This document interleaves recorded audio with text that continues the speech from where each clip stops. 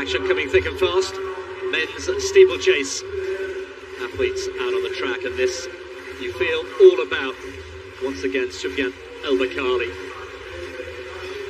There's the lineup in full. And there is El-Baqali, the Olympic champion, the world champion, Morocco's first ever Olympic champion. One of the highlights of the Diamond League season. In the heat of Rabat, the crowd went crazy. Haile Mariam Amare will be challenging the diminutive Ethiopian. Look out for him, the African champion in yellow. Abraham Kibriwat from Kenya, the Commonwealth Games champion, will also have a say. Wali is there for Ethiopia. Serem, the Kenyan. Kipsang, closest to camera. Notable absentees, Lamesha Girma, who has been El-Baqali's closest contender. He's not here, neither is Consensus Kipruto. So away we go, 7.5 laps of the track, the water jump, the barriers as well. And really, it's all about who has the courage to take on El-Baqali, because he can win from so many different ways. We say the same of the likes of Inga Britson and Faith Kipyegon, but El-Baqali, well, he's got such brilliant finishing speed. There he is, just loitering around at the back as he is inclined to do. Pace-wise, well, through the first kilometre, Wilberforce Cornez, who is the first pacemaker, the lead pacemaker, has been asked to go through in 2:40. That'll bring them out at around 8:02 pace. Cornez and Broussel as well is in there. In fact, Broussel is leading the way at the moment through 2 kilometres in 5:22. That's around 64-second lap. So 2 pacemakers, Kipsang there, and it is Serem who is in effectively second place, with El-Baqali just keeping out of trouble at the back. He is, isn't he? He's tall enough to be able to see what's going on, isn't he, ahead of him? He's just happy to keep an eye. Interesting, isn't it, over the next couple of years how this event develops, with 1 or 2 of the younger steeplechasers coming through. It's the women's event that seems to be really developing in that sense. El-Baqali might be thinking, the challenges are there, of course they are, but he's somebody who could keep dominating this for another 2-3 years at least. Well, he could.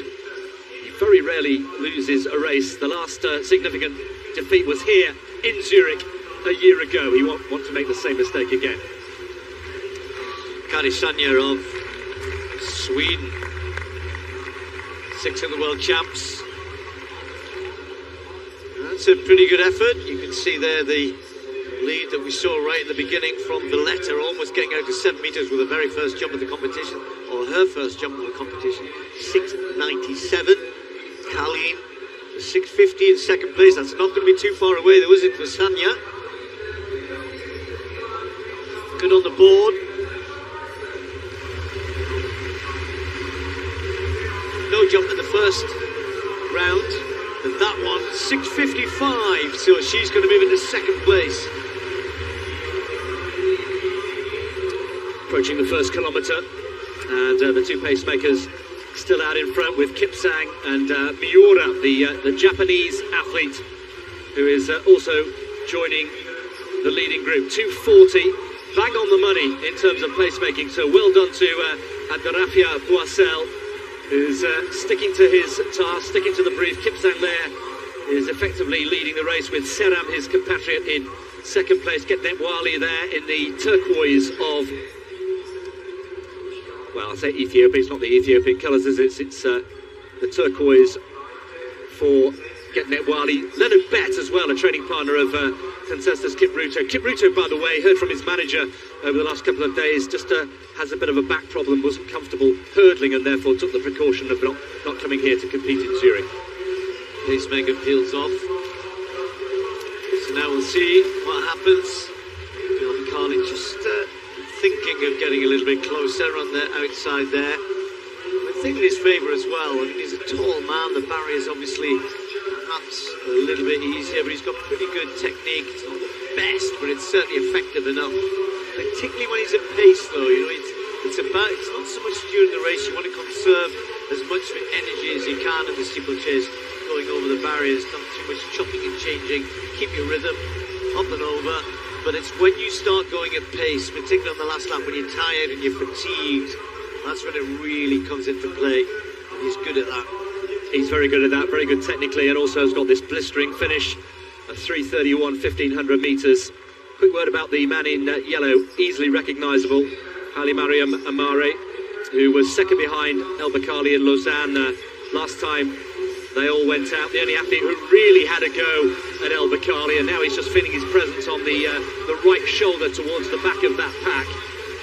Approaching 1700 metres, will get a split time at 2 kilometres. They were bang on the money after the first. Serem is tucking in behind the pacemaker there. Kipsang, Wale, and now El Baqali just starting to move through the gears, but again, just keeping out of trouble. He has this ability just to switch direction and switch through very, very subtly indeed in the latter stages of the race. They're not going to be too far off the required pace. They did ask for 5:22. They're to get over this barrier down the back straight. They'll pass the 2k mark, and well, might not be well, a little slower perhaps than they would have liked, but he's done his job. He starts to move out, waits for others to take it on. El Baqali just having a little look, maybe not too keen. 27 in fact in the end, so yeah, they did slow a fair bit. 2:47 that second kilometre. I mean, they could drag it back, but they'd have to go now, and they don't look like doing that. Yeah, it's El Baqali who will be determining that, you sense. So Serem then on the inside with El Baqali up on his shoulder, getting it Wally in the turquoise there.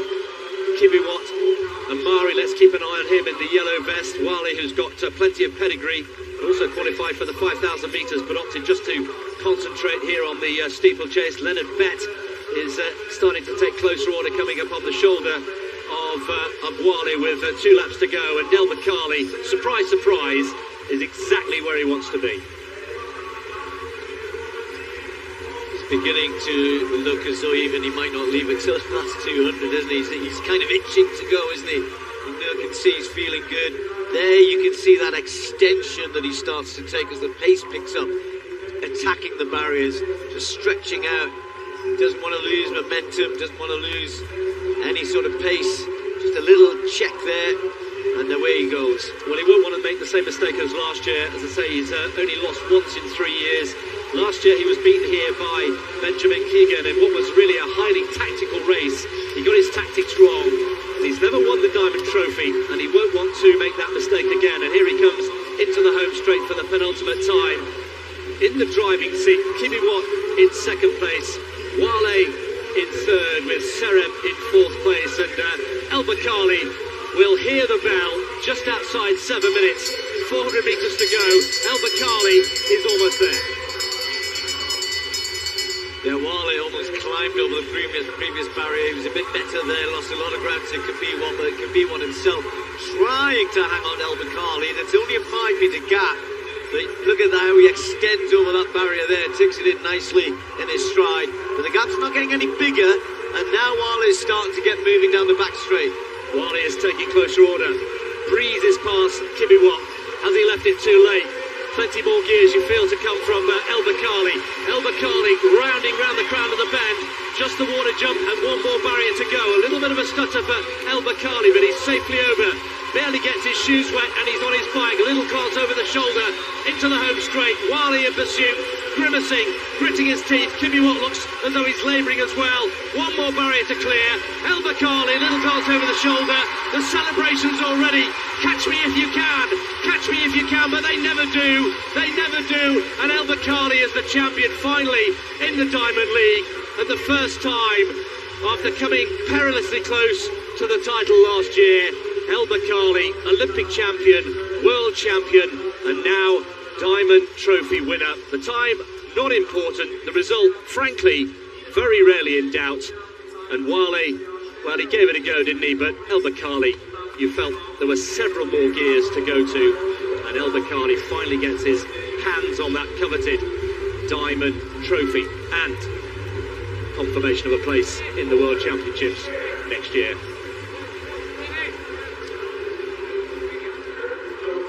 Team photo, that's nice to see, isn't it?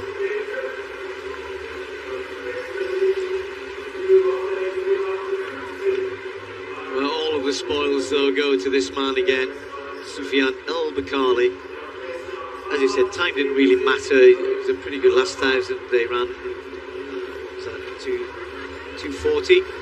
But it really didn't matter. He picked it up 600 to go and just gradually kept the pressure on. Got a little bit of a gap. Wale did his best, but when you're watching Wale, he was left something in the water. When you're looking down the back straight, Wale started his move. As soon as he went over the barrier down the back straight, he lost momentum again. And it's really hard. He did really well to hang on to second place, but just that ability to run hard at the barriers on that last lap and just keep going, don't lose any momentum, don't use extra strength, just getting going again. El-Baqali then finally is the champion in the Diamond League. Wale second, Kimiwa coming home just behind him in third. Well, we've seen some of the women in the long jump. This is the turn of the men. Massol